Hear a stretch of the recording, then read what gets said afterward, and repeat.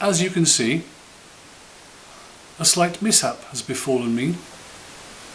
This is Jocasta's fault, and this contraption is a Heath Robinson attempt to prevent further injury to my neck, but it also prevents me looking upon the traitoress. It is not, as Jocasta so crudely put it, to stop me licking my arse. You see, Jocasta and her new friends at the pub were delighting in more of the Rocky Road, strawberry or raspberry daiquiri orders they made me take. And they were actually laughing at me, not just being very convivial. What gave it away was that Reese was called Tim by the erstwhile Rose, who turned out to be Maggie. And what hurts most of all, apart from my bloody neck, is that Jocasta was part of the whole thing. Indeed, she encouraged them. Well, I am no man's patsy, and I remonstrated with Reese, or Tim, for his duplicity. He, of course, is younger than me and quicker. And when he pushed me back, I went into the flower bed. And it was while I was extricating myself from the hydrangea that I ripped my neck. It hurts like bloody hell. But what hurts more was Jocasta and her betrayal of me. I cannot control my impediment. But it should not be used to ridicule me. Anyway, I have that off my chest now. So, the abseiling today, it went very well.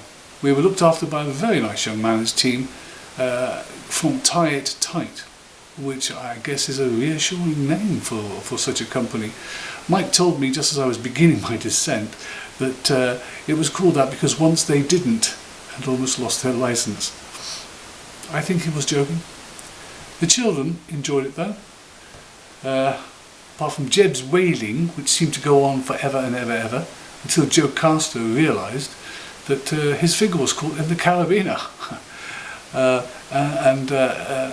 Thereafter he managed only that descent, Nunzi only managed one descent, and I too chose only to descend once. But Jocasta did several.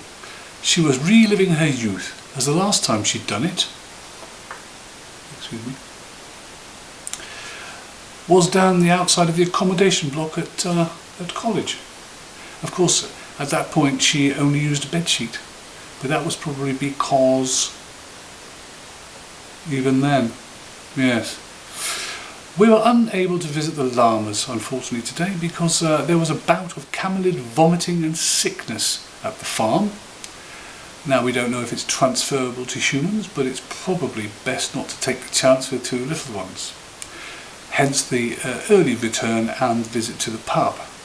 The enlightening visit to the pub, I should answer. I have not forgiven Jocasta, by any means, but I will put on a show of unity for the children and for the outward bound stuff, as it is important that we keep together as a family unit and remain safe. Until my next report. Bye-bye.